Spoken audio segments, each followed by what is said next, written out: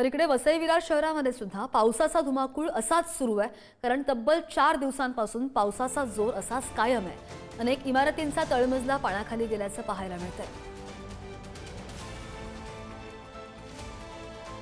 अनेक इमारतींचा तळमजला पाण्याखाली गेलेला आहे आणि त्यामुळे वसई विरार मध्ये गेल्या 4 दिवसांपासून मुसळधार पाऊस सुरू आहे।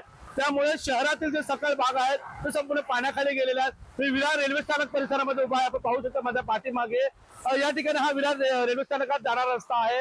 या ठिकाणी गुडघाभर पाणी साचलेलं आहे। त्यामुळे या ठिकाणी जाणाऱ्या चाकरमाने असतील, वाहनधारक असतील, यांना मोठा फटका बसलेला आहे। मात्र विरार वसई मधले जे सकल भागातील रस्ते आहेत ते सुद्धा पाण्याखाली गेलेले आहेत। त्यामुळे त्या ठिकाणची वाहतूक ही पूर्ण विस्कळीत झालेली आहे। तसंच साचलेल्या पाण्यामुळे आजूबाजूचे ज्या रहिवासी संकुल आहे त्यामध्ये देखील पाणी गेलेलं आहे। त्यामुळे त्यांचंही जनजीवन जे आहे ते विस्कळीत झालेलं आहे।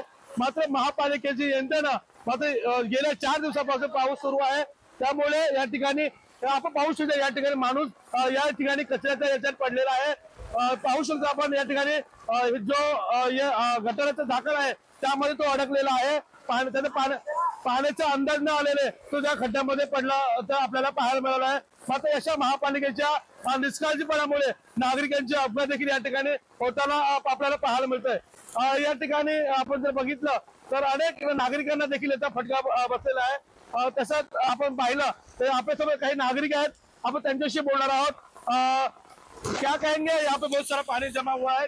सर ये तो हर साल का है, एक साल का नहीं है। हर साल यही हालत है, बारिश के टाइम में पानी भर जाता है और कोई देखने को आता नहीं है। पूरा मतलब सब इधर जितने भी बिल्डिंग है सबके घर में नीचे ग्राउंड फ्लोर में पानी घुस गया। विपुल पाटिल, पुढारी न्यूज, विरार।